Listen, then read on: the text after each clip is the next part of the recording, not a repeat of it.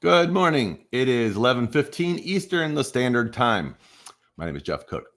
This is Unpacking the Problem, and we got a couple things going on here. If you've seen the previous episodes, we've had guests. This is a monthly unpack for the month of June 2024. There's a lot going on this past week, so this is a perfect day to do this.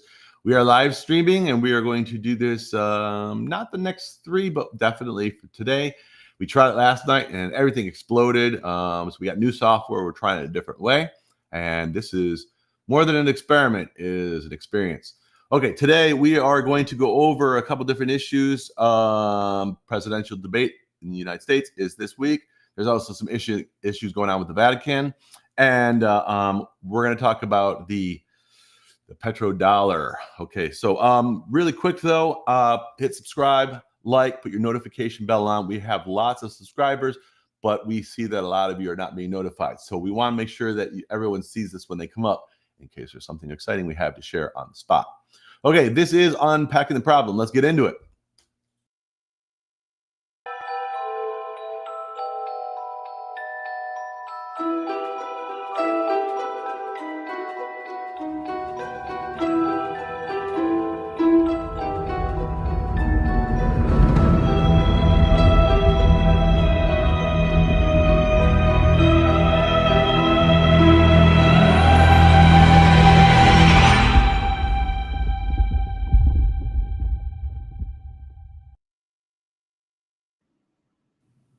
Good morning, John. How are you today? I'm very Mike's good. muted for, I think, are we all good? I think so. All right, John, you good? Yes. Okay, I just wanted to hear your voice. All right, good. So Greg, we were worried about you last night. For those who I was too. We're on the live stream. We were having fun with it, though. We were making jokes. We're like, "Where's Greg?" And we really thought you would come on, but when you didn't, I really started worrying that I don't know, you'd been abducted by aliens. They did come by, but I took care of them. Okay, good. So I was glad to see your thumbs up that you're on today. So we had to do a self destruction of yesterday's video because Zoom crashed. We were using Zoom for the podcast, and Zoom's really great for meetings and that, but not really great for podcasts in the way we wanted to do it. Especially when we tried to sync to YouTube, it didn't happen, and we had a number of problems. So now we're doing Restream. So Restream, you're being experimented with today. All right. I'm going to go over a couple things because I don't want to spend too much time on what we spoke on yesterday, even though it's not recorded. We did have some people that watched it, but I did want to go over a couple things and get your opinion, Greg, on a few things that John and I were discussing. Okay. The debate is this week, as I'm sure you know. Yep. Good. Who do you think is going to be Trump's VP pick? Oh man. Well, my real opinion. My real opinion. Your fictitious opinion. My favorite, and this is just off the wall, I know. Yeah. But my favorite is JFK Jr. There you go. I like it. I think he's still alive, and I think he's going to be the VP. All right. I am open to that he is still alive, and I'm actually 90% convinced. But okay. I don't think he's going to be his VP pick. That could. I have given a thought, John. I have I had said RFK, but John brought me around and said that's just ridiculous, and he's leftist and something like that, and Trump would never pick him. I do have somebody who I think he is going to pick. I feel 80% sure it's going to be this gentleman. And I thought about it, and that would be somebody I would really like to see. I would vote for this. I would definitely vote for this. Ben Solomon Carson. I like that. What do you think? What do you think? I'd be happy with that. I don't think it's going to happen. I don't think it's going to happen. Really? Why not? He'll be if Trump gets in, he'll be high up in the cabinet. But I don't think he's picking him. Well, you remember Byron? I think he'd pick Byron Donaldson over him. All right, why? He's more of a Ben Carson's super soft-spoken. Yeah. And it's I don't think it's a good fit. Soft-spoken would be good for Trump because Trump is a loudmouth. Yeah, balances it. We'll see. I think it's going to be Rubio, Donaldson, or the guy from Vivek?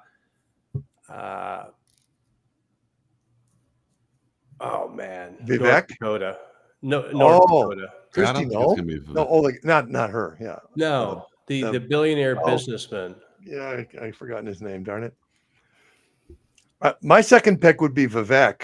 I can't remember that guy's name. I like him, but he's. I like him too. Mentioned Vivek several times in the last week. I originally thought he was going to go with him, but then in recent years, recent months, I'm thinking Ben.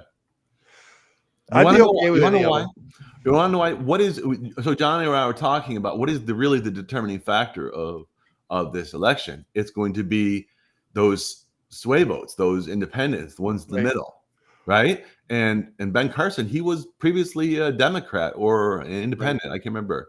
That right there is meaningful, to actually. JFK Jr.'s got all of that. Are you kidding? You talk about unifying. I mean, if that's true, if he comes out and he's like shocks the world and says, "Yeah, I'm still alive," then he'd be a liar, though. And people aren't going to like that. People aren't going to like. I don't think if anyone that was previously thought dead is alive. I don't think the public. But if the story comes out about why he did it, then all bets are off. I mean, but that would take years to explain. I mean, what happened right before the election. Yeah. I mean, I would have a year's worth of questions.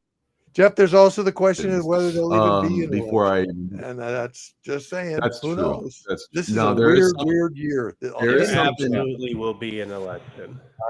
That's why I'm bringing up the petrodollar. I'll bring it up later because there is something happening. Glenn Beck was talking about it this morning. So, Greg, you'll have a little more information on this. But really quick, let me just kind of pull up. Hey, Jeffrey, could you pull up that Wikipedia article on Ben?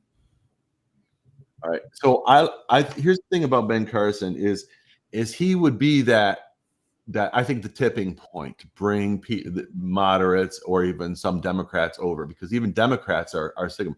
I mean, this guy is a genius. I mean, he was a neurosurgeon. He's loyal too. There's no doubt. Yeah. So Trump's going to be looking for someone who's lawyer. He's going to be looking for an advisor. Vice president is in many ways an advisor to the president. And he's just a genuine dude, and I like him a lot. People like him. So mine is him. We don't need to stick with it. My opinion may change. And Greg, you're with JFK Jr. Which it's a guessing game. That would be my first choice, but what do I know? I mean, it's obviously my first choice would be Trump and Jesus Christ. So that's my first. And some people say Trump is Jesus Christ. So Jesus Christ did return from the dead. So all right, Trump is not Jesus. All right. So and then John, you're right now tentatively. You're feeling for okay. All right, good. So we did talk about that. Also, we mentioned the rules for the debate, and do you like? All right. So the question is, we would discuss why is this happening before the Democrat convention?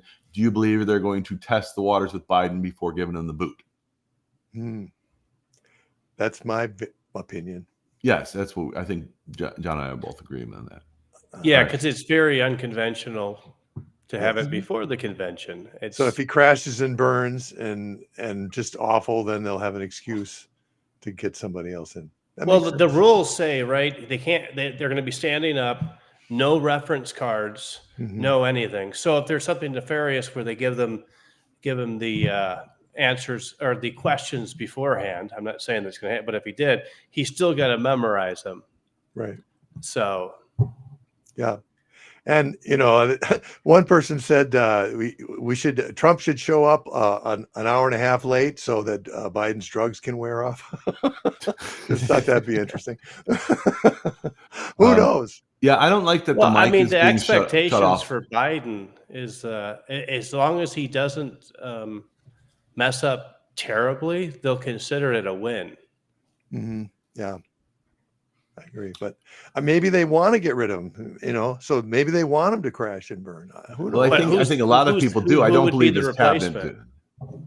Yeah. Are they hearing me, John? Too complicated to replace him. Well, the question is who? And Kamala, you'd have to do the VP. There's no way they can't. They can't. They would alienate all their voters. That's Well, the but she's order not of eligible. things. There's a question of eligibility with her. Oh no, there's no question of eligibility. Let's not go there. Okay. People No, we don't can like go there. her. Go ahead. What you explain? Well, just her background and where she's coming from and all that kind of stuff. So I don't know. There's a bunch of different scenarios that could play out. Let's put it that way. So I'm not convinced that it's an automatic. Just it has to be Kamala. I don't agree with that. I think they could bring in anybody they want. Obviously, I think the Democrat voters would like to see Michelle Obama, but I don't think that's what's going to happen. Yeah, if she ran, it would be game over, in my opinion. She would. A lot of moderates and independents would go that way. It could be that I don't think she'd beat Trump, but in any case, I don't think she wants to. I don't think she will run. Here's what I think, and I hope I'm putting myself. I hope I can even talk about this, but I think the powers that be might bring back Hillary. Yes, that's what I was saying yesterday. I think it's going to be Hillary. And that would be or might and be. so many people would, even Democrats don't like her. I mean, she's almost less likable than Biden. I mean, I know, but that's what I think they'll do. And it's just like they went from bad to worse. And it's like, no, there's only one reason why I think it would be Hillary is because that would be the only person Kamala would step down for. She's not going to step down for Gavin. And she's not going to step down for anyone. If she does, it will look absolutely horrible. The whole thing already looks absolutely horrible. Yeah, there's no scenario that but I'm just saying for the You're right. The Democrat Party, right? For 20-30% of them, it would be what's this? What's going on? That's all I'm saying there. Well, no one knows what's going to happen. I don't think even Biden knows what's going to happen to his people, but I definitely think his cabinet wants to keep Biden there because they will likely lose the job, with whoever comes in. Because a new president comes, he's going to be laying off people and hiring people they like. So I think that's going to be an issue. And in there, they want Biden to stay because they keep their jobs, and all the Democrats outside of that, they want him to go. And I think most of the Democrat voters probably want him to go too. So there's a whole other variable that we have to consider. Go on. And that is, I've said this before, and I hope I can say it again, that we're watching a movie. I think that's that. Of course you can say that. Of course you can say that. They're going to do the thing that creates the most interest, what's going to draw all these people in. So, that's the question that needs to be answered. I think bringing Hillary back in would, I don't know, it would definitely inflame a lot of people, even more than they're already inflamed. I think I think a lot of them have lost touch with what people want. And you can see this problem with Disney. They have lost touch who their audience is. They forgot that their audience are parents and family, and most of the country conservative outside of the coasts or inside of the coast. So I think the Democrat Party in large part has lost touch with what most Americans want. What they want for their kids, what they want for elections. And so I think that's a big problem. So whatever they do, I think they themselves are thinking Hillary. I don't think the general populace wants that. I don't think she's a likable person, but I don't know. I don't think Biden would have been a good choice either. And they went with him. So you never know what they're going to do. I don't know. Well, it'll be proof, at least to some people. Not everybody, but some people will say, this whole thing, I don't have any voice in this at all. I don't want to vote for these people. People that have been. There's a lot of people Democrats that consider both of them clowns. Yes. Well, me and myself included. That's okay. Yes. There's a couple people I've been hearing talk about that too, where they really don't like it. And they think that neither people, they're convinced though, not just you, a lot of people I've been watching, I can't remember the guy's name, saying nobody likes either of the candidates. And everyone always steps in and goes, Trump supporters would give up their lives for him. So there is a huge following of people who love Trump, but there is a large population in the middle that can't stand either of these candidates. Absolutely right. And it's going to come down to what, like it did last time, 50,000 votes in a handful of states. So it's those true moderates that almost don't want to participate that are going to make a decision, and that's going to be it. I don't think it's going to be close. That's okay. We can have different ideas. But that's assuming we have an election at all. Well, we'll get there. We'll get there. All right. So I want to know more about that, but I think there's something that's going to happen, which I think you're probably leading on to. But I wanted to cover a couple things, which we went over last night because I want your opinion on it. All right. So main thing. What day is it again? It's is it Wednesday? 24th. I thought it was today is Today 24th. is the 24th. No, it's the 27th. I think. Oh, you're talking Is the that Thursday? debate. The debates. Thursday. The debates is Thursday. I'm sorry. So 27th. Yeah. Okay. So I know it's 27th, but I'm trying to think what it. All right. So yeah, Thursday. Oh wow, that's gonna be cool. John and I were talking about. It might be interested in. Actually, it was John's idea that we do a reaction. What time are the debates at? And from what to what time? 9. We could. I just don't know the Too late copyright. for me. It's what? I'm an old man. It's too late for me. I'm sleeping by 8:30. I'm up for it. I might be 9 o'clock. I might be because we're basically. But now, what are the rules with that copyright law? With that, if it's on CNN, You're the guy to figure that out. Oh, Well, there's going to be. My opinion is there's going to be 10 billion people doing commentary on it, so it's going to be oversaturated. Yeah. So why do it? so maybe. I don't agree with that. Maybe the following week when it calms down, but everybody, the right's going to say, "Oh, Trump did good," and the left's going to be like, "Oh, that was the most brilliant performance I've ever seen. So much for not a gas," and it's just predictable. I know exactly what both positions are going to say before the debate starts, and they're. I don't know what's going to. There'll be no honest critiquing at all. Oh, they'll critique Trump. It's the tribes will be set in, and that's what the tribes will do. You're very cynical, John. You people are horrible. You're horrible. Da, da, da, da, da, da, da. Well, I think you're being very cynical. I'm excited about it. I want to see it. Yeah, I think so. Well, let's in John's defense, and I don't totally take your view, but obviously anything bad Trump does, they're gonna, the media is gonna pick up on. Anything bad Biden does, the Trump supporters are gonna pick up on. So that much is given. But And they can't call whatever happens a deep fake. yeah, Like fair enough. with That's been 50 interesting camera lately. angles and people freezing. Oh, that's not real. That did not happen. There's 15 people with cell phone cameras that say it did. Oh, that's what did they call it? They don't call it a deep fake. They call it A cheap fake. it's something A cheap fake. Yeah. I mean, come on. What John, for whatever it's worth, and then the parents will go, cheap fake, cheap fake. It's not real. It's cheap fake. It's just stupid. So who would do that? Everybody Yeah. from the left tribe will repeat deep fake, cheap fake. Whatever the buzzword is from the left or the right, the parents will parrot by the millions.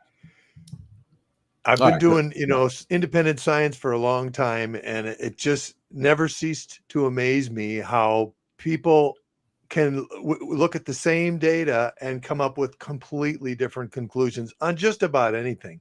And so I am not shocked when I see people can look at the exact same footage and come up with totally radically different conclusions about it. And that much is a given because people bring in that's how much people's preconceptions affect what they see. And they're not lying. They honestly see that. Yeah, there was a guy. He was saying this is clearly a cheap fake, or this is clearly fake. And I couldn't. He was serious. He really believed it was fake. He believes it was AI generated. That Biden is really not stumbling. So there are a large. I'll go off There's on some population that really believes he is, at the top of his game. I'll go off on a limb on this because this is something I believe, and that is the more intelligent a person is, the more he can justify his position. So, and that I found that to be true, especially working in science. People who are super smart and they're looking at something and they're coming up with completely different ideas than I thought. And I'm thinking, man, these are smart people. How can they even think that? But they can. People, and the more intelligent you are, the more you can come up with a way to rationalize whatever it is. Flat Earth.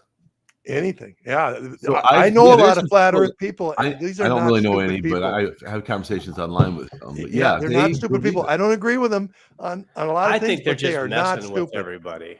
I think there are a lot of them are. I think Talk. there's a psyop with the flat Earth There's thing. no That is way. I true. agree.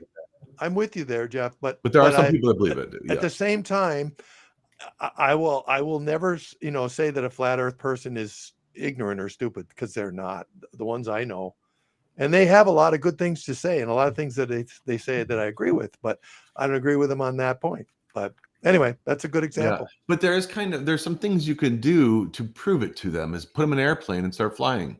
I mean, you get up there, you see the curvature of the Earth. I mean, it's the more intelligent you are, the better you are at rationalizing. They rationalize that away. Well, then there's a lensing effect then somehow in the airplane. Yeah, I know. I got you. I get it. They're going to come up with an answer to anything you throw at them. I guarantee it. I got you. Then let me do this. Let's go into something that's depressing. I'll get it out of the way, and then I want to talk about the petrodollar, because there's some changes in the past on the June 9th, actually. Have you been following this? You're aware of that?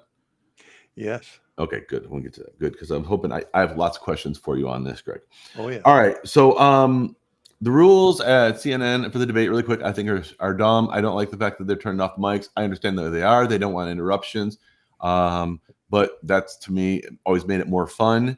I mean, let's face it, Trump is entertaining in debates.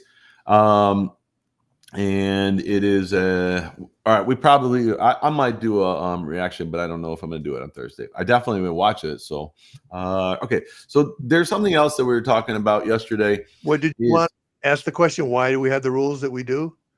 You didn't. You just moved on.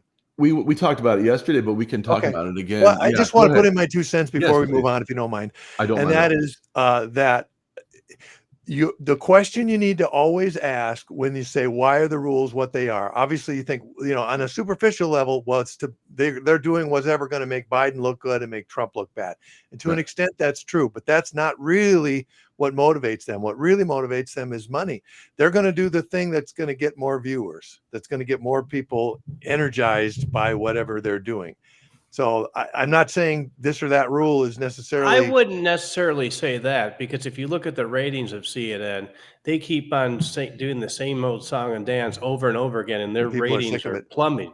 Yeah, and they get money from other sources anyway. They don't care. They're ideologically bound. There, but I'm saying people are more motivated this year, one extreme or the other, than they've ever been, and that's not.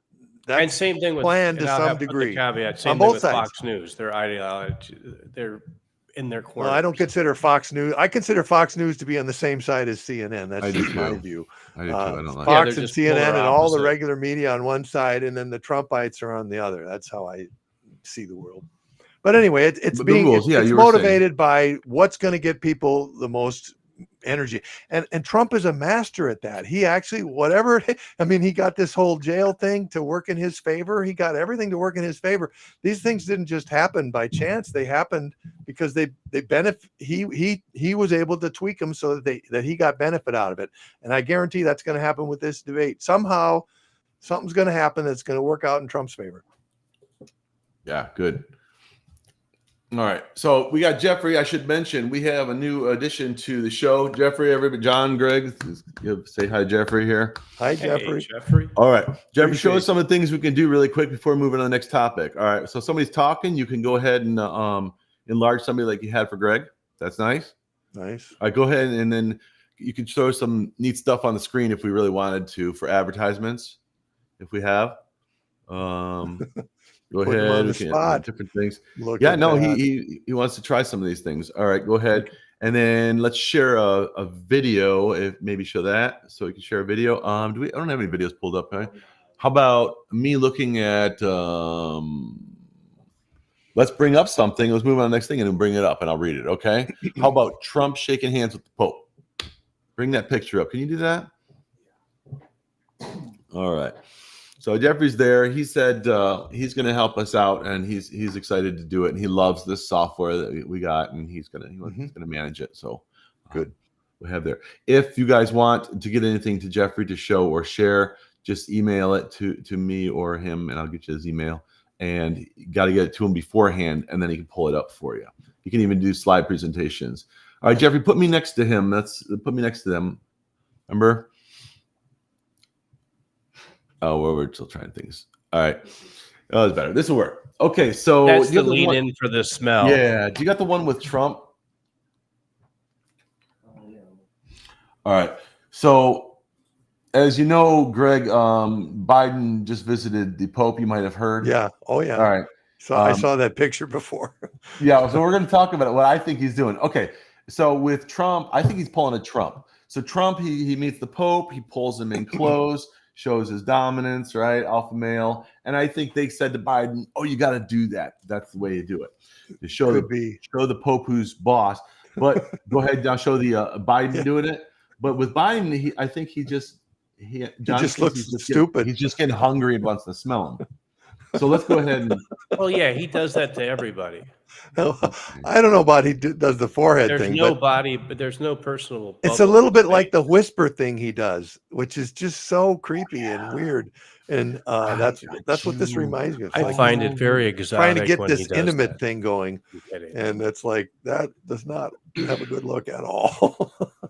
Oh, brother. Well, something happened right after, and I introduced my own little conspiracy theory, and understand I got to be careful about this because I do work for the Catholic Church, and I don't want to offend anyone or lose my job at because I do really enjoy it. But I think this is a symbol, or what do you call it? A message, I guess. That a signal that we are in control of the Pope. That's what I think this is. Maybe. And it may be true. All I do know is that immediately after that, we got a letter from Archbishop Vigano that the Vatican was calling him in for trial for being schismatic. And so John and I talked about this. I'm a fan of Vigano, even though I'm not Catholic. Just so you know, I'm a fan of his too. So I do want to. Yeah, you can take that down now, Jeffrey. Thanks. I do want to talk about it a little bit. All right. So Jeffrey's going to try different things when people are talking. Just so you know, we'll see how it goes. All right. My thing with Vigano. All right. So first of all. No, I was telling you yesterday, technically, nobody is excommunicated by the church, the person's actions and their behavior. Hey, Jeffrey, can you put large? That's what I was trying to hint at. Okay. Remember, every time somebody's talking, we're going through this. All right, good. All right, so you look great. Anytime somebody's doing a monologue, we're going to have it large. We're going to try to do it, and then we'll get it. All right, good, Jeffrey. That's awesome. All right, I'll make it short, though, just so I want to see Jeffrey do it. All right, cool. So, every time somebody does a bad action, that can make them excommunicated. Not that the church excommunicates them, that the behavior itself or the sin is so grave that alone is what excommunicates. An example is if a priest shares somebody's personal confession, then they are automatically on the spot, the moment of that action, excommunicated. The church then just recognizes that excommunication. So now there is an issue back to Martin Luther that concerns me about this Vigano thing, because the trial for Vigano is that he's being schismatic. And certainly he is calling out the Pope. This is the same thing Martin Luther did with Pope Leo. Mind you, Pope Leo, I believe that's who it was, right, Greg? Yes, Leo was the Pope in Martin Luther's time, yes. And they both excommunicated each other. So I don't even know how that is. The whole thing was a mess, and it made no sense. Both of them called each other the Antichrist or being Antichrist. And the same thing is happening now. That happened several times, obviously. Yeah, so it's happening again. And my concern is for the XXPS. What is that? XXPS, the Pope Pius. It's now been called St. Peter something or other. Not too familiar with it, but definitely they were excommunicated officially, even though their actions were not. Pope John Paul II in 1980 or 1982 brought them back in, and they are the church. And I do have friends who go to these Latin masses, and I believe that they are on the verge of being kicked out of the church. Just like Vigano, just like the bishop in Texas last month, they may think they're pruning, but they're really just chopping down the tree. Well, it's happened before. I mean, the biggest one, obviously, was the Great Schism between the Catholic Church and the Greek Orthodox Church, which was what, Right. 10 something. That Yeah, was a big, it was about 1,000. and that's maybe. never been, and they both excommunicated each other, and it's Yes, never yes. been healed, as it were, if that's the word. And so, yeah, and there was a time in the popes, like in the 13th century or 12th, 14th century, where there were two popes for Yep. like half a century, a long Yep. time. And also, just a historical thing, it was, I think the Holy Roman Emperor Henry IV, I think that's the guy, had to do this walk of humiliation to the Pope. So it was just the opposite of what you're suggesting Biden did, showing domination over the Pope. This guy groveled before the Pope, which set the precedent for literally hundreds of years that the Pope has authority over any political, government or whatever, governor. So maybe that's finally getting reversed. I don't know. I don't know. It's complicated because for me the issue is there. It's more not. This is not a matter of doctrine. This is over the sex scandal and the cover up. That's what Vigano's beef is. Yes. And so you are if there really is abuses that somebody's doing. I mean, for instance, Cardinal McCarrick was laicized and then brought back in to do some diplomatic work with China.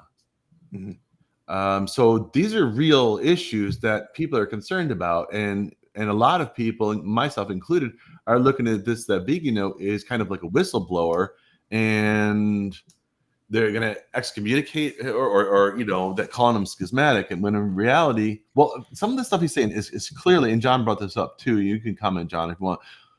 I mean, clearly, very aggressively attacking the Pope, obviously. So, John, what were you saying about that yesterday? Well, remember? the fact that this relates to yet another sex scandal and the crazy history that sickens a lot of people, where they let it go for many years, and then to try to do what they do to Vigano for exposing that. I don't think politically that's the way to go, because that's just going to tick a lot of people off. Why are they covering this up? Why they allow this guy to still be part of the Catholic Church when he has all this stuff against him? It's bringing up really bad memories that have never addressed it, in my opinion. I think there's Anybody even been involved some with recent lawsuits against him too, even recently. So it's yeah, because I mean, still unless ongoing. they come down harshly, going back to even 100 years ago, anybody involved with that, with the sexual scandals that they allowed to happen and grow, and sorry, there's no forgiving that. Period.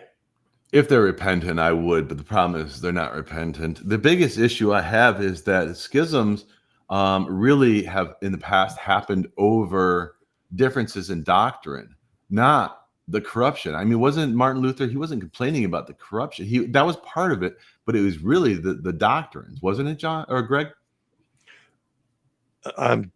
Martin Luther had an issue with the doctrines of the Catholic Church. Am I right? Yes. I mean, initially Luther wanted to reform the Catholic Church. He didn't want to start a new church. Right. And they wouldn't listen to him. And so he just finally, it was kind of forced in a way to create a whole new thing. It became Lutheranism. Yeah. Which is completely separate from Vigano. Vigano is being attacked, and the schism happened because he's a whistleblower exposing unpleasant things. Again, but is there any choice? Which is disgusting. I mean, the more heat they put on this, I mean, they better address this and back off. To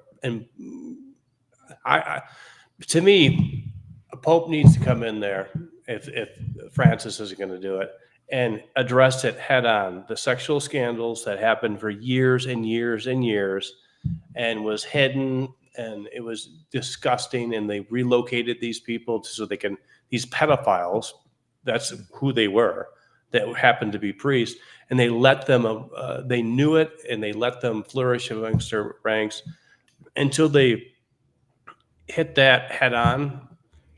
It's a stain that's going to be there forever. I agree. So Avoiding Jeff, it is can not I gonna can I help. throw in another left Of course. coming out of left field idea Yeah. here? And that is, we know that going back to like Epstein didn't kill himself, that guy, that he was in the blackmail business.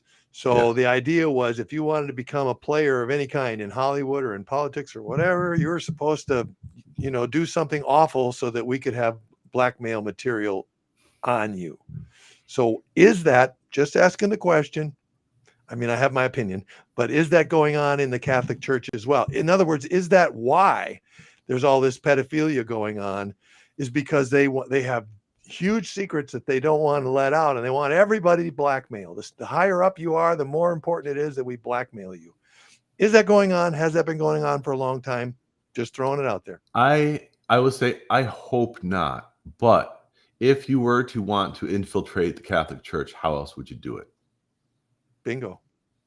I hope it is not. I don't know. I certainly know their firsthand experience of certain individuals who weaseled their way into the priesthood on their own without any external influence or help, with the sole purpose of molesting young boys.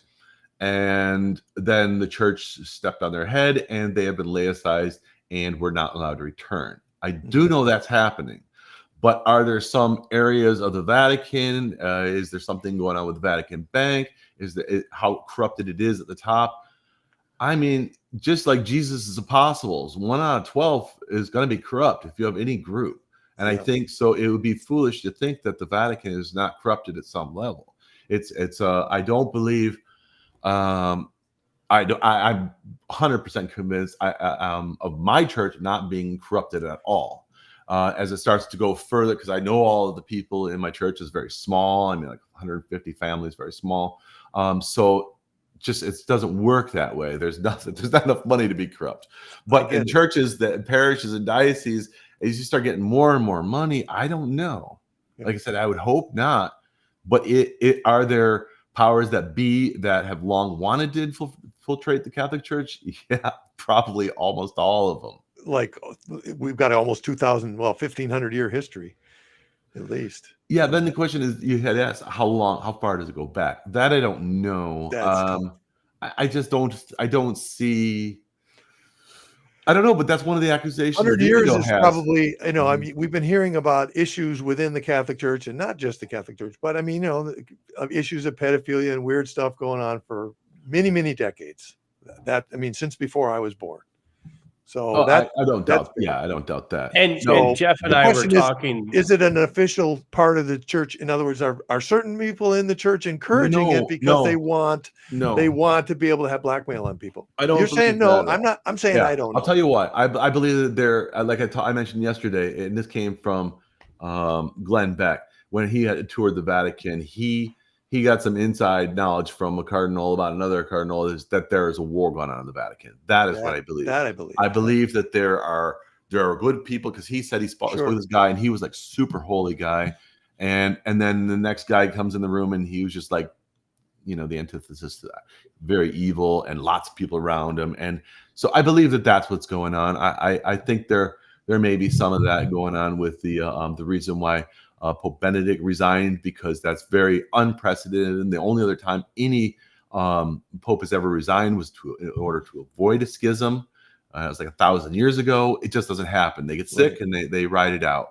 So, to John, be fair, that's probably going on just about everywhere in politics and Hollywood. And there's some good people, and there's a lot of bad people, and there's a lot of people that just go with the flow. The majority, probably. Yeah, so. John, I heard you trying to come in. Yeah. I just wanted to say, Jeff and I spoke yesterday, and it's not just the Catholic Church. Pedophilia is everywhere. Oh, yeah, absolutely. In fact, the Boy Scouts of America changed their name to the Scouts. A lot of people say, "Oh, they're doing that because they're so woke." And no, there was $1 billion lawsuit because of the pedophiles within the Boy Scouts. They had to change their name because of that. Then when they went through that, they're like, let's invite everybody in. My kid is my son is part of the Scouts, and I like the new Scouts. There's male and female. The Den mother, She runs it, and I like the change. And in their scout book, they address it straight head on. The first 3 chapters are about recognizing pedophilia, where it flourishes, how to talk to your kids about it. They're hitting that right direct That's on. good. Right? It could be anyone. I'm gonna have to step out real quick because I see That's that the. That's okay. Jeffrey can Okay, shut I'll you be off there. back. That's all right. Good. Yeah. All I right. mean, So go some ahead. good can come out of bad, because bad Yeah. things can cause people to wake up and then correct things, and it can be better than ever. That's Yeah. that's the nature of the I way the hope world so. works. I hope so. I'm a little concerned, like I said, because if they start, there, it's going to leave a lot of Catholics confused, especially those who are in the process of building new parishes. So when you start a new parish in a new area, you got to start the building. It's all the people do it. And once it's set up and you got enough people, then the Catholic Church comes and yes, of course you can be part of our diocese. They could set that church up to be anything they want, and they could easily say, "Oh, well, if you're excommunicating bishops, and they are well, not yet, but it's looking like it's heading that direction." And again, the word excommunication, it sounds like it's a weapon. It's not. It shouldn't be. It should be those actions of those people. But Vigano is only, and anyone in the church is only required to obey and be obedient up to the point of sin. If there is sin and cover up going on, they do not need to be obedient to that and to call it out. Now, if they're saying that he's being schismatic about other things, that's fine. I honestly, it's kind of in the process, but in the long and short of it, Vigano didn't show. He didn't even show up to the trial, so he's like not going. And who can say why? I mean, there's a million reasons why he didn't. He wrote a letter. Why? He wrote a letter about it. Okay. Then you know more about it than I do. Well, I don't. He didn't say why he didn't show that I found, but he wrote a letter that he announcing that he did get the summons, but then when it happened, it came and went. He just didn't show. Okay. Yeah, it's complicated. It's kind of like when these people are being called to testify, Bannon and that, and you hear in the United States, and some show and some don't show. Its question is why? What? It seems like me, if I were being summoned, I'd go. I'd have to, wouldn't you? But there's some things. I mean, if you don't believe in I'm sure he's probably talked to a lot of people. His not showing is making some kind of statement, and there was a purpose in it. I have no idea what it is, but. All right, we'll go back to something. I'm sure he didn't just forget. There's more to it than that. I had something to do that day. Yeah, I don't think that's what happened. Well, something happened. You were following a story, and I was following it too. You were a little bit more involved with it. I don't remember the gentleman over in your town, in your neck of the woods, where he didn't show up in court. The whole thing was something involved with Florida and Minnesota together. Remember that? The Seth or something? What the heck was his name? Oh. He was whistleblowing some. Yes. Yeah, I went up to Timothy Holmseth. Timothy Holmseth. Yeah. Timothy Holmseth. Well, I'm sorry, I just drew a blank for a minute. That's okay. That's an old story, but he didn't show up, and then later he showed himself driving around the car with some people, and it's like, and he's made a lot of interesting claims. I know his family because they were there. And I know his sister. She came to our prayer meeting, a Minnesota prayer group. So I have a very high opinion of all of those people. And I've seen a lot of his videos. I haven't seen much lately, but there's some people that really hate him. I mean, really hate him. So I don't know. He claims that he's part of the pedophile task force, and I can't prove or disprove it, so I don't know. But that apparently this is something going on. I don't know if this is something I can talk about, but well, this is going on. In what way? Like YouTube policy? There is a movement or a group of people who are trying to take out pedophiles in the U.S. And as a reporter, he struck a nerve with some stuff that he did years ago. I remember that, and that he became involved in a lot of this stuff, and they're trying to smear him, and he knew that they were going to do that, so he didn't show up to court, even though he was, he could have been there. And it was all kind of a mystery to me, because a whole bunch of us You were waiting there at the courthouse. were that day, there at the courthouse Yeah. there to cheer him on, and he didn't Yeah. show. And this was up in Grand Forks, North Dakota. I remember This was that. like 4 years ago. Yeah. Okay. And another guy that was there was a guy named Field McConnell.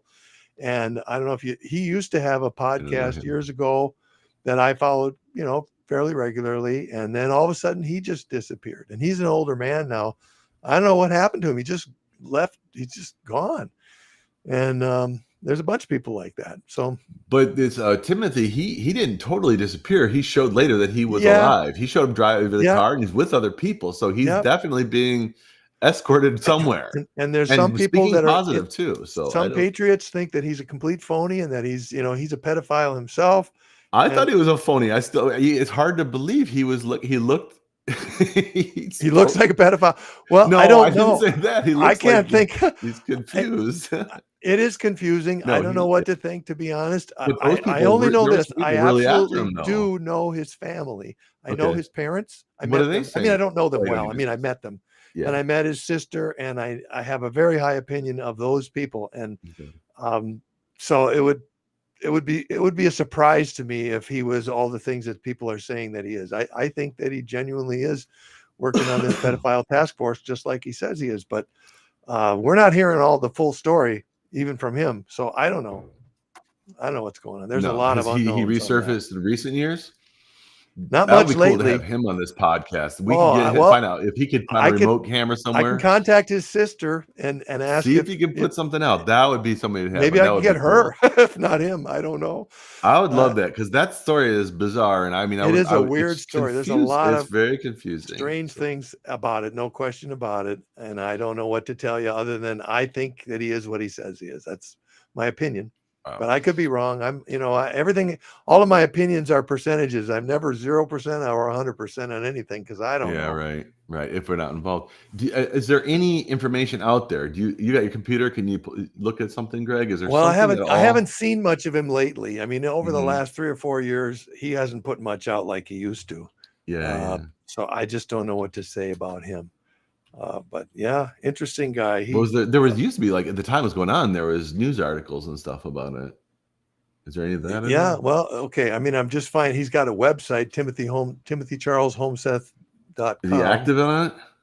And let me just see. There's something from June 2024 on Bill O'Reilly. So yeah, he's let's put it this way. There's 2024 on Bill O'Reilly? Yeah, well, no, Okay.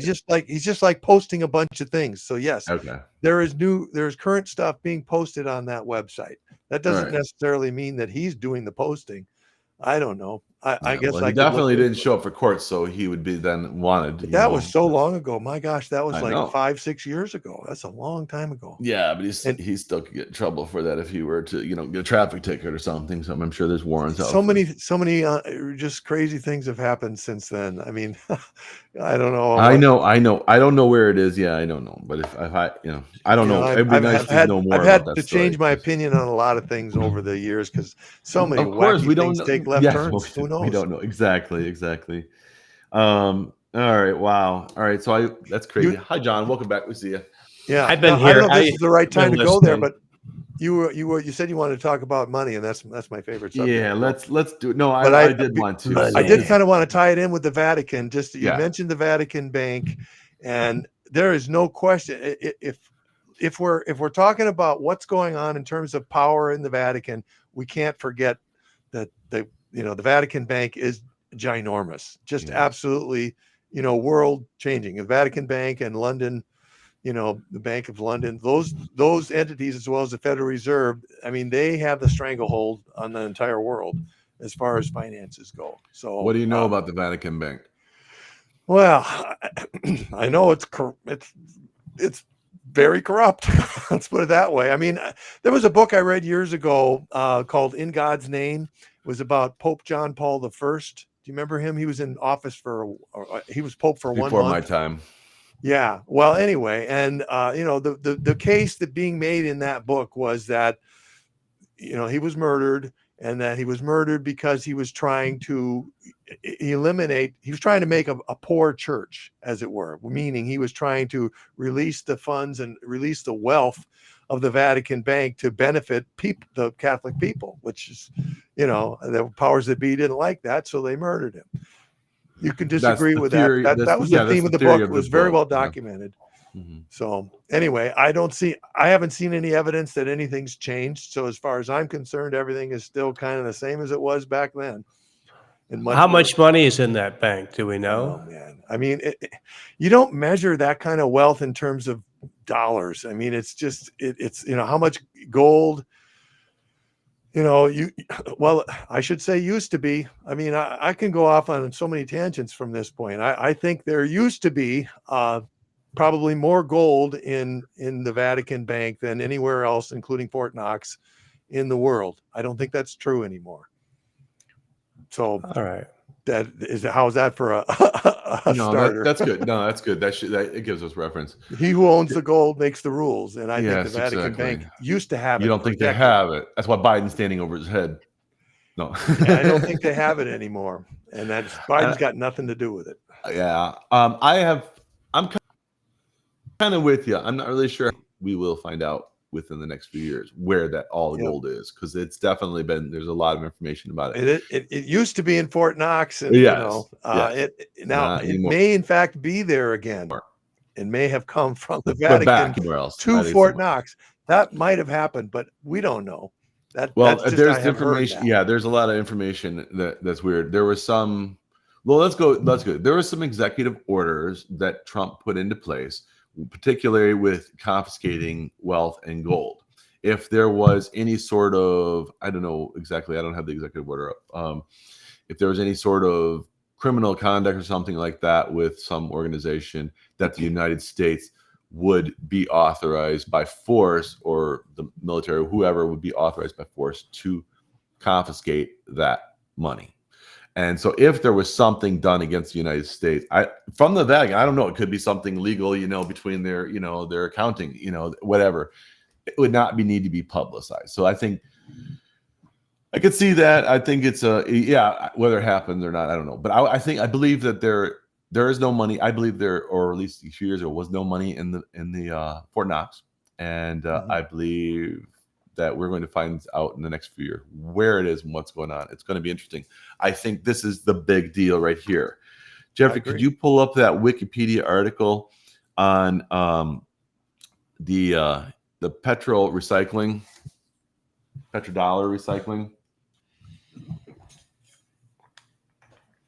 All right. So look at the date that this agreement expired. June 9th, 2024, when members of BRICS moved to CBDCs. All right, so petrodollar recycling was the international spending or investment of a country's revenues from petroleum exports, petrodollars agreements. Okay, so now this is an issue where, and I don't know, understand. Glenn Beck was talking about it this morning. You can close that down, Jeffrey. Thank you. About the threat of war. So if you were president in this country and things weren't going well and you were coming up to election year and the economy was collapsing, you have two options. One, explain why you can't make a deal with the Saudis and fix this petrodollar situation, or bankrupt the country and make it look like, you failed, your policies have failed, or do something drastic, go to war. That's what Glenn Beck was bringing up, something along those lines. Because Biden is unable to negotiate with the Saudis, and you can give us more information on what is the petrodollar and what is the involvement of the Saudis, and why is all of this now why is Saudis going to now go do business with Russia? Okay. Well, I guess a little back history, Kennedy wanted to bring in a silver standard and have silver certificates and gold backing to the dollar. I believe that's the primary reason he was taken out. There you go. And then in 1970, Richard Nixon, closed the gold window, And that was a very significant event. It was supposed to be temporary. I was 9 at the time that it happened, and it wasn't temporary. And it was a major, major financial. It was a change in the way the world operates, because it was no longer, the dollar was no longer exchangeable for gold as it had been, at least in theory, up to that point, because they knew they couldn't do it. And then they had to do something else. They had to, create a new system that wasn't backed by gold and yet maintained dollar hegemony, or whatever you call that. And so Kissinger was the architect of that. And he made a deal with the Arabs. We'll give you military protection, and not only to them, but to everybody. But you have to do all your, trades for oil in dollars. So no one, like China, could not buy gold, or anyone could not buy oil unless they actually collected some dollars from the United States. They wanted to make gold worthless. And it didn't quite work, because, as I remember the 70s, we had this huge inflation, and I remember having to wait at the pump to get gas, these long lines at the pump to get gas. That happened. So a lot of crazy things happened in the 70s. It's nothing like today, but it was still pretty crazy. So how long was this going on with this petrodollar? When did they start it? That happened during the Nixon administration is when it came into effect. But nobody really understood. It still took years for it to kind of take hold and actually become the law of the land. We had to go through all of that. We had to go through the 5-point rate hike, 500 basis point rate hike that Alan Greenspan put in, to start the Reagan era, to kind of finally get us out of this inflation and make this new system work. It didn't work right away, and it was still, we were going through this horrible inflation. Well, man, can I ask a question really quick? Yeah. It seems, now maybe hindsight's 2020. It seems it's a very fragile idea. It is. As it's now falling apart. It seems that way. But who disputed who was going up against it other than Kennedy? Nobody even knew it was going. Nobody even knew that there was such a thing as a petrodollar. That didn't even. Yeah, I never grew up learning about it in the books. So yeah, when we kind of were sort of a little bit aware of it, maybe in the 70s, I guess. I kind of remember talking about it like in high school debate. Okay. So that was the late 70s, but we didn't really understand what it was, or that it, that this was happening. We still thought that gold and silver were going to be the thing, and silver did get up to $50 an ounce in 1980.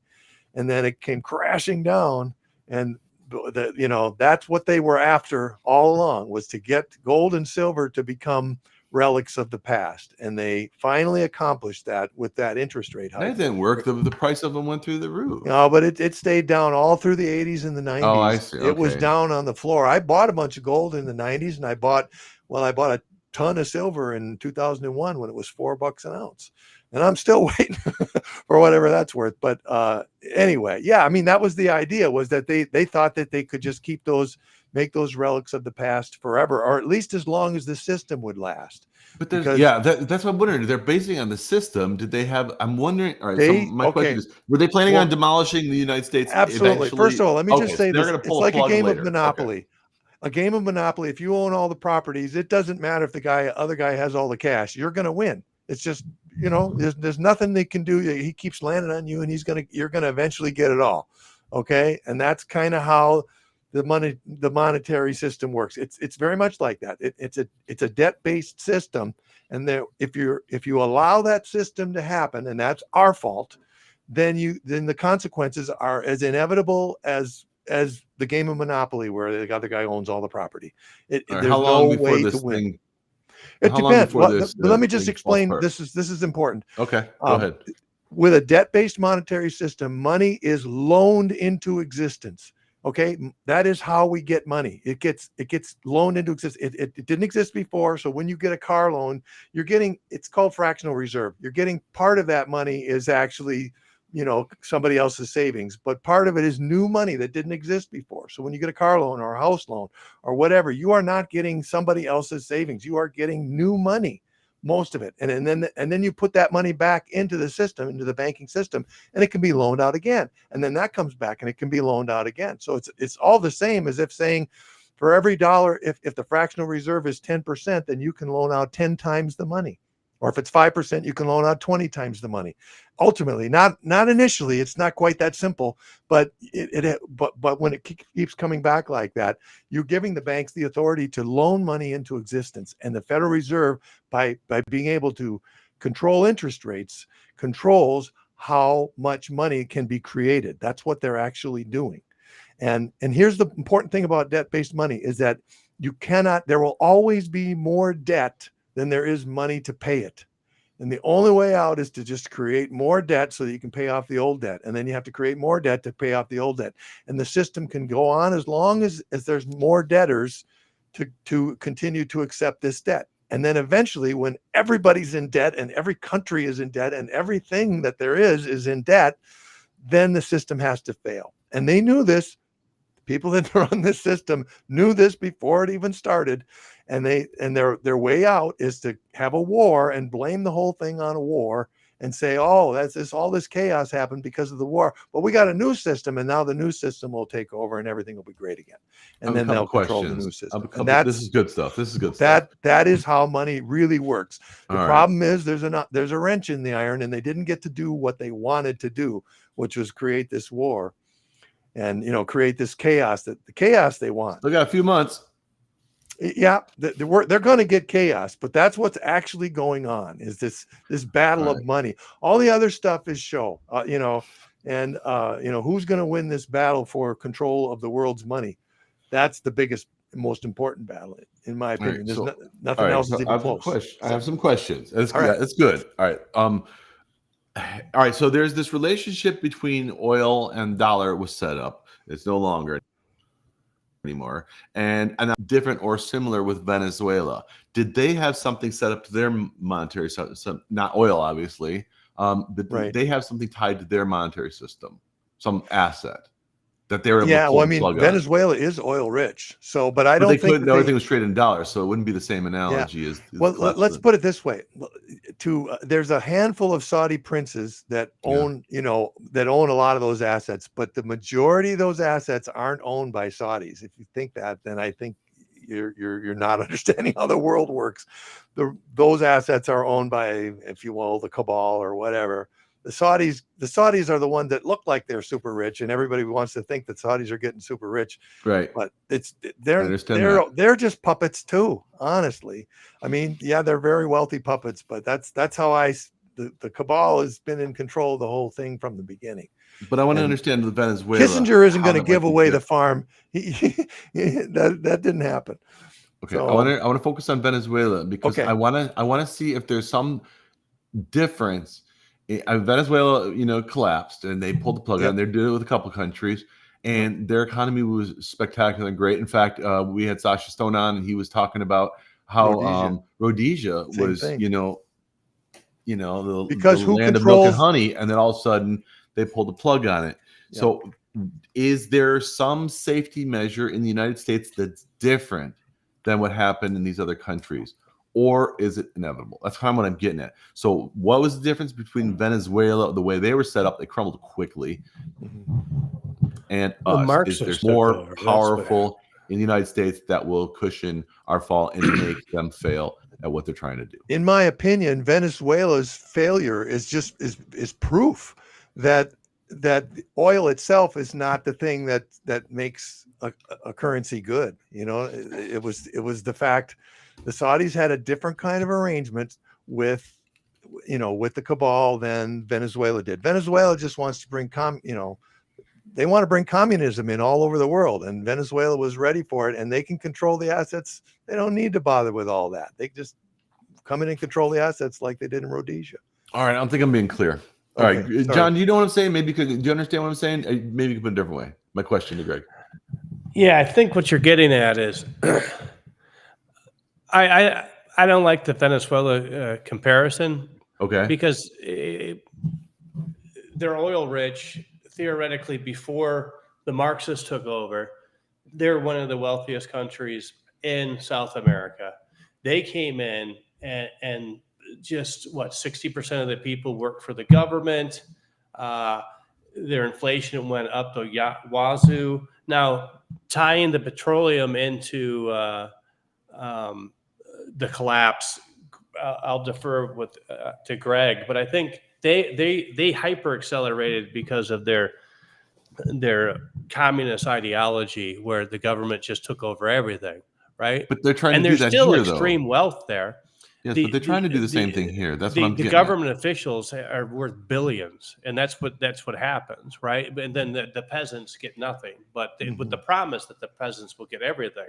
But when you got 60-70% of the people working for the government, and they run out of money or they have high inflation, then they're the first to suffer. But tie that into the broader topic, Greg. Well, I don't know. I guess my comment on that just generally is the people never get the benefit of their resources. They didn't in Rhodesia. They don't in Saudi Arabia. They're not in Venezuela, and we're not either. We have, we've known this since the 70s. We knew this back in the 70s that Alaska has more oil than Saudi Arabia, and we got all kinds of this stuff in the Rocky Mountains. We got tons and tons of oil and shale and all that kind of stuff. So why are we paying for it? And I mean, the whole thing is just crazy. So yeah, I believe they're making different deals with different countries because they're trying to confuse us. But the end result is always the same: that the people get screwed, and the resources never get to go to the people. I don't know. I know. All right. No, you're right. All right. I don't know if I answered your question. I'm sorry. I'm going to put it. I'm going to make it'll sound like a completely new question, but it's going to be the same thing that I'm kind of getting at. All right. So we'll okay. And feel free to bring anything up after this. All right, that you want. All right. I believe that the United States is in a controlled demolition. I believe that we are headed, unless changes are made, to become like Venezuela or other countries. I think it's going to be harder to pull out the rug from the United States than other countries. In your opinion, Greg, what will save America? Well, I got to be careful because right. We're trying to not to offend people. It's your opinion. But again, my opinion is I see the world a little differently. I see that we are in a war. As I mentioned before, Cold Civil War, debt-based money systems. It's not a question of if if you're more prudent, they'll fail. They won't fail. No, they're going to fail no matter what you do, no matter how prudent you are, no matter how good you are. Debt-based money systems will fail. Maybe they'll fail a little more slowly, if you're a little more prudent, but they will fail. They're designed to fail. And so the question is, what are we going to do to replace that? And I believe that there is a war going on right now, and this war was started decdecades ago, and it's going on right now. Vatican war. It's mostly in the United States, because if whoever wins the battle, as it were, in the United States is going to be able to, influence the rest of the world's countries. The rest of the countries in the world are easy prey, easy pickings, honestly. So that's one thing we have in our favor. That's how I see it. No, I agree. All right. Yeah. I see this war being fought, and I hate to mention a certain person that I think he isn't the only one, but I do believe that there's a military operation that's behind all of this, and that's part of this war. And it's a weird war. It's not a boots on the ground war like we had in World War II, but it's fifth generation side. It's a war, and like we got Space Force and all this stuff. That's all part of it. That is very real. Space Force was an interesting addition to this. All of that. Story. Yeah, that's very important. All surveillance was given to Space Force from the Air Force, Army. That was interesting. Everything was taken away. Yeah. We're going to learn in time to come that was a historical and a very important move. Okay, so the military can save us. That's their job to protect us. John, do you think the United States is going down, or it's perfectly fine, or if it is going down? Well, when you got $34 trillion of debt and a giant percentage of the budget is paid to the interest, and Social Security isn't going to be 2032. They're going to have to make drastic cuts. Mm-hmm. It's inevitable, I think. How we slow it, how we rechange it once the financial system collapse, And I'm with Greg. I think it's globally. I think China does this a lot too. They inflate their currency, and then and the global banking. They're going to find clever ways to say, okay, all of us will go down. It's inevitable. So we're all partnered together. So let's come up with clever ways to deal with it. But it's going to be.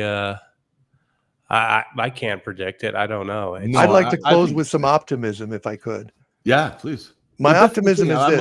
I'm trying to be optimistic. Well, for every debt, there's a debtor and there's a debtee. There's somebody who loaned the money and there's somebody who owns the asset, the bond, or whatever it is. And so, yeah, we're $34 trillion in debt, and we should, by definition, we should be $0 in debt because the government has the authority to coin money. That means to create money. And that's what Abraham Lincoln did back in 1860. And I think that's why he was shot, to be honest. Yeah, that's going off the thing. But the point is, somebody owns this stuff. And if that money was ill-gotten, which I say it is, because by definition it is. By definition, the Congress is supposed to have the authority.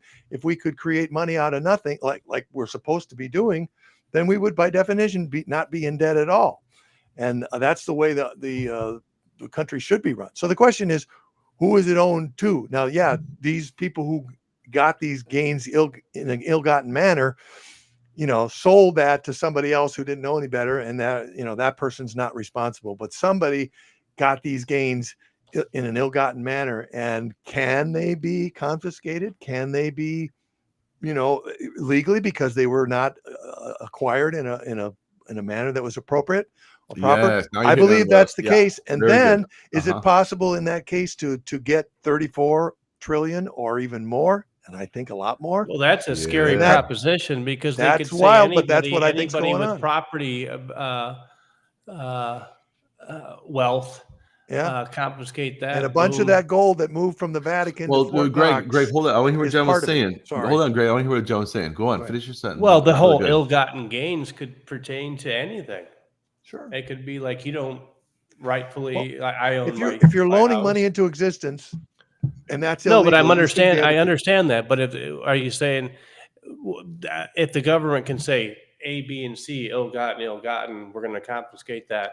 They could go after personal property. Yeah, he's worried about who's going to define what is ill-gotten gains. Yeah. In my opinion, that's too arbitrary. The ill-gotten gains, I don't want the government deciding what ill-gotten were obtained gains. by a handful of people. That's my opinion. Oh yeah, you're seeing the wealth gap insane. How many billionaires over the last 10 years? 80% of the world's wealth in the hands of oligarchies in the U.S. It's insane. If they trim that down, I don't think anybody, right or center, would be ticked off. But it seems like they're allowing monopolies to flourish across the U.S. To an obscene level, especially in grocery chains, stuff like that. Let me just say this. I don't think your average banker down the street, even though I don't agree with what he's doing, I think that in the future, what your average banker is doing should be illegal. I think it should be illegal to short sell stocks. I think it should be illegal to sell commodities that you don't produce. That's what I believe. I think, but it's not now. So those people that do that, I don't have a problem with that. They're following the law as they know it. I think the laws need to change. I think the simple rule is this: you cannot loan or spend what you do not have. Period. That covers all of those in one sentence. And I believe it, but at the same time, you should not be able to loan anything yet. Yeah. So if for example, silver, we know that there's 100 times more paper silver than there is actual physical silver. Well, if you're not a silver miner, you should not be able to sell silver commodities, period. But they do it, and it's legal, and people do it. And I don't think those people have ill-gotten gains. I'm not calling for them to be all rounded up. That's not my point. So let me give you just for argument's sake of argument, I'm trying to think of a bad situation that would come out to kind of go. So yes, suppose you have one of these entities that you don't believe have ill-gotten gains. And a new law was passed. how would that money be transferred? Do they get to keep what they have so far? I mean, that's complicated. I mean, how they would change it over. Yeah, it is complicated. There's not Well, an it's easy also answer to that. corrupt and geared towards the multi-billionaires, Hold on, I wanna hedge hear what funds, Greg all was. these Yeah. evil. I don't have a jackasses. good answer for you, Jeff. It's Okay, that's it's fine. going to take some doing, but I mean, if we keep that simple statement, you cannot lend or spend what you do not have. Period. As long as we make that That up, makes sense. that's the law. That should be the law, and everybody should say, okay, from now on, that's how it's going to be. What we did in the past, we're going to overlook it because we didn't know, we weren't really breaking the law, but from now on, that's the law. It's just like counterfeiting. If you're doing that. You and Pat, you pass a counterfeit dollar even unknowingly, you go to jail. And people, So exactly. No, that's a bit extreme. I'm with you there. I'm not about trying to get your average, run of the mill banker. I don't care if he's a millionaire. That doesn't bother me, but from now on, that's, it is possible to have banking. And just so you know, people could put their money in a CD, for example, and then you can loan them money from the CD. But you don't own you don't own money, you own the CD. You own a different instrument. That's perfectly legal. I got no problem with that at all because that's what you did it for. But to put some money in a deposit and then expect the bank to have money to keep it, that's not realistic. You should actually pay for somebody to keep your money for you. All the services that go with it. Does that seem reasonable? Yes, it does. It's very reasonable. All right, let's wrap up. John, we have some guests coming up. Do you remember all the guests we've had? We have coming up. You don't know which is the order, but remember some of the guests? John, Greg, both of you. Who do we interview? We got coming up. They're going to come next week. We have a guest. I'm guess. Have a guest. Well, I'm working on a couple of people. No. People we've already recorded that are coming back. No, we've already recorded. They haven't. The videos haven't gone up yet. Oh, okay. So tell us which ones are in what order. All right. The next one's going to have to do with a certain number, an angle, an obsession, somebody. Greg, you remember? A certain number, an angle. You don't remember our own guest. Oh my gosh. What kind of co-host? You don't even remember our guest. 7.3. There we go. Okay. All yeah. right. Charlie Zeese. Okay, yeah, Charlie Zeese. Charlie I thought we'd Zeese. already had him. I'm sorry. It hasn't been premiered. Yes, so Charlie he's Zeese the only is coming person on. I know that wrote a book. About the one title of the number. book is an angle. But it's so cool. I mean, so give a quick summary for the audience. This is neat stuff. Give a quick summary of his talk. Do you remember? Yeah, okay. Well, his name is Charlie Zeese. The name of the book is 76.345 degrees. And you think, what kind of an angle is that? But if you look at the Pyramid of Giza, and you look at here's the pyramid, and the angle that it makes with the ground is the apex angle is 76.345 degrees. It has to do with the number phi, which is a number that we see in relation in mathematics quite a bit.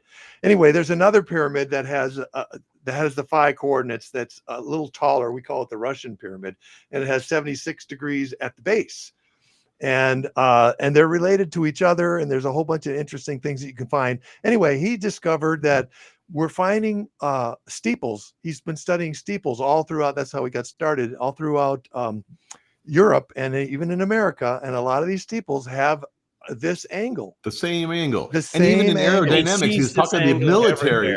Yeah, But there's also some things you find with aerodynamics that actually the angle, the military has found the angle kind of cuts through the air fast. So there's more to it than just some woo-woo mystical stuff. I think there's there's physical reasons for it. And to that angle, yes. And yet there's surprisingly little study in the world of engineering and physics upon that. And I'm working with a couple people to try to make that happen. But he is obsessed though. But he's obsessed with it. He keeps coming up with new stuff, and he's amazing. He is really great. A cool guy. I like him. He's on next week. And John, you remember Curtis Stone? No relation to Sasha Stone. Yeah. Yes.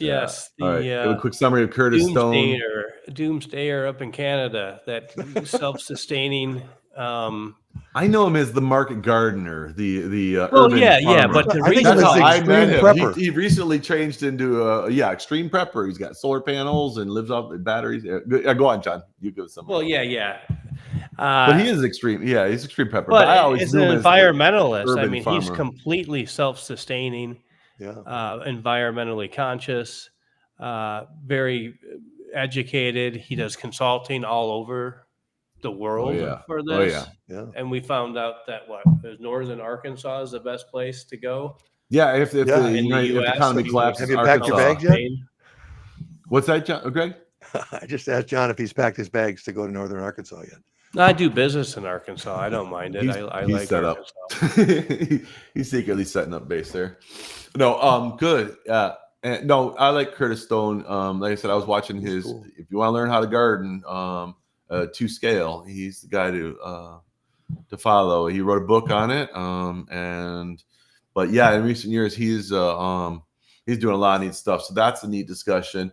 And then the last one, John, you weren't on it, but we did ask some questions for you. That was Deacon Joe. Yeah. So we're going to have Catholic nice. representative come in. Yeah, that will be a week after that. And we He's got one of the some few more. married priests I know. He's not a priest. He's a deacon. Well, He's a so it's a little Okay, different. deacon. Yeah. All right. But an So- official in the Catholic Church who is married, which is, Yes. I don't know. Okay. So the only thing is the deacons. So when you're a priest, you first become a deacon, and that may last a week if your goal is to do something else. But his was to become a deacon, and so you can become a deacon when you're married. But if your wife would pass away, you cannot remarry. So that there are some deacons It gives her that some are job unhappy security, with that. doesn't it?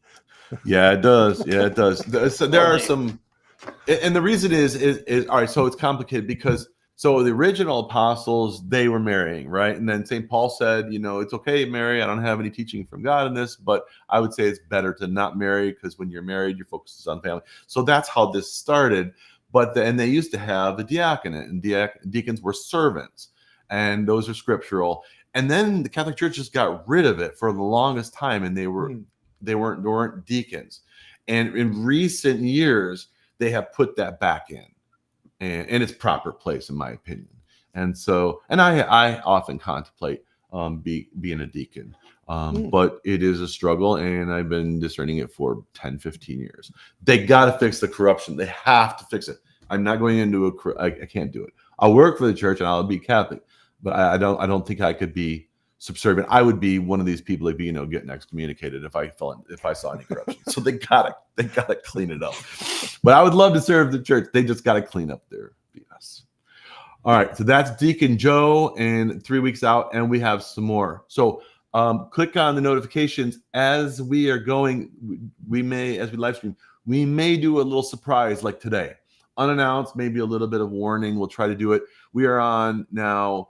I'm on Twitter. And we set up an account at True Social. Greg, how's that going?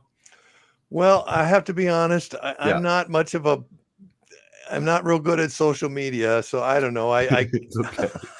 I still can't figure it out. I don't know. You can hand off the login, and then You can. I check in on there from time to time. I like to see what you're doing. I You're looking for a group to talk about, this stuff. Yeah, I did try that, and I got some message. I got some answers, but it's like they went all over the map, and I can't quite keep track of what. It's just it's social too media much. is unique. I don't know. It it's doesn't. unique. I'm And having then a we're tough gonna time. I'll put it that way. Yeah. And then we do have Facebook, but it's completely inactive. I'll try to get John to take over that. Anyway, we're going to stream. We're going to stream to 3 places, I think, when we'll discuss this to begin. Today, YouTube. The next 3, because we're in the old format with Zoom, they're going to be. It's not going to look anything like this, but anything going out 3 weeks in advance is going to be in this format, and we will be streaming to YouTube, Twitter, and Facebook. I don't think Truth does live streaming yet, and the software we have, we're not seeing how to do it to Rumble. Well, we're not seeing how to do it in Rumble yet. We'll figure it out, but I don't see Restream is connected. So, and anyway, right now, I like I like these other alternative places, but we kind of we're going with what we have right now. We're using the software Restream. We're doing it only month to month. We were going to pay the whole thing, but I really think they need to hook up with Rumble and everything. Right now, it's limited with who they hook up with, and that I'm kind of keeping my eye on. Well, I'm keeping my eye on it. They're not that new anymore, so there should be a way to. There are other software that streams to Rumble, so I'm not sure what that's all about. So kind of watch it. I like Restream. I think it's working good. But that's what we got coming up. So if you have stumbled on you're on there currently, please subscribe and click the notification bell, because when we come up as a surprise, we won't give much notice. But really, to all of our new subscribers, we're very grateful. Thank you. We welcome you. We are especially those on Truth Social. yeah, there's some hi to everyone on Putting Truth up with Social, me. because we're there now. There and Greg's there. He's lost though, so I help am. him out. I'm at Twitter. I'm lost there, so help me along there. I only have Asian bots We're following old. me, so I know I'm not with it. But we're gonna stream there, and I like books. what's that? I like books. Or Books could you move tell? slower than social media. That's why. I can handle the pace. Your reflexes are reactive to the book. no, it's true though. I mean, technology, it gets harder to learn new software and new things as it goes. But the streaming is important. I like it. I like being live. And I see we have a chat here, so I'm going to say hi to Loving Life Health. You said I think it's the Military Bank of Settlements. Very good. We're also going to have when we go live stream the other, we'll have all of the chat set up. I'm right now not set up to chat to respond here, but we will next week or in the coming weeks be set up. But thank you for all of those. Our channel is eligible now for monetization. Right. But what I mean, the biggest thing about that is that means that we have a lot of views, and you're watching it, and you appreciate our content. And we appreciate that. Thank you. And thank you to all our guests. Thank you to Sasha Stone and his team, and all of our other guests who have helped promote our channel from their end. We really appreciate it. Yes. Thank you, guys. Stay put until our stream ends. But everybody, thank you. And Jeffrey, nice job. Yeah. Everybody. Thank you, Jeffrey. All right. Things went smooth. Let us know when we're signed out, Jeffrey. Thank you all.